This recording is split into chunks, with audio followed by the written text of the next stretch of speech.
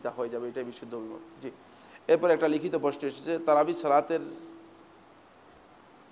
ক্ষেত্রে নাকি প্রচলিত আমাদের মসজিদগুলোতে যেভাবে কোরআন দ্রুত পাঠ করে যে কোনো সুন্দরভাবে ধীরস্থিরভাবে আরবি তারাবির 8 রাকাত বা বেশি আলাদা ব্যবস্থা করতে, কি লিখেছেন প্রশ্ন তো মানে আমি পাঠ উদ্ধার করতে পারলাম না, আমি দুঃখিত।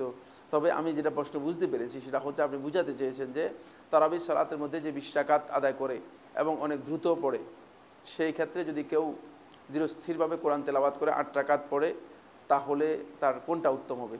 কোনো সন্দেহ নেই, কোরআন তেলাওয়াত করবে তার তিল সহকারে।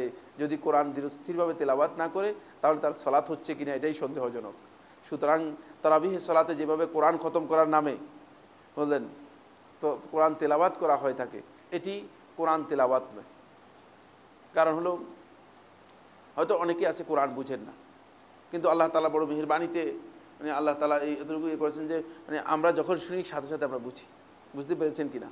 কোরআনে কারীমের তেলাওয়াত শোনার সাথে সাথেই বুঝি, এবং শুধু বুঝি যে তা নয়, কোরআনে কারীমের অসংখ্য তাফসীর পড়ে থাকার কারণে সব কিছু মাথার মধ্যে তখন ঘুরে। বুঝতে পেরেছেন কিনা? কিন্তু আমি নিজেই মানে হাফেজের বিষয়ে মানে তেলাওয়াত শুনে যাচ্ছি, আমি একটা শব্দ বুঝি না। এই ফালতু তেলাওয়াত তাকে করতে বললো কি? এটা তালাও, এটি আসলে তামাশা করছে। আল্লাহ রাব্বুল আলামিন এর কালামের হক নষ্ট করে দিয়েছে। এটি হারাম, এটি হারাম, বারবার বলছি এটি হারাম, আমিই বুঝি না।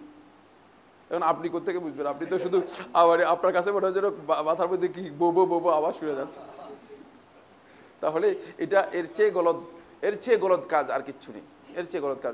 কোরআনে কারীমে তেলাওয়াত করবেন এবং তেলাওয়াত হবে তার তিল সহকারে। আপনি খতম করার আপনাকে দায়িত্ব দিয়েছে কে? যিনি কোরআন নাজিল করেছেন তিনিই তো, যিনি কোরআন তেলাওয়াত করতে বলছেন তিনিই তো। সুতরাং কোরআন তেলাওয়াত করে খতম করতে হবে, তেলাওয়াত না করে আপনি বোবো বোবো করে খতম করবেন কি কারণে? এই খতম আপনার শুদ্ধ হচ্ছে না, এই তেলাওয়াত শুদ্ধ হচ্ছে না, খেয়াল রাখবেন, এগুলো করবেন না।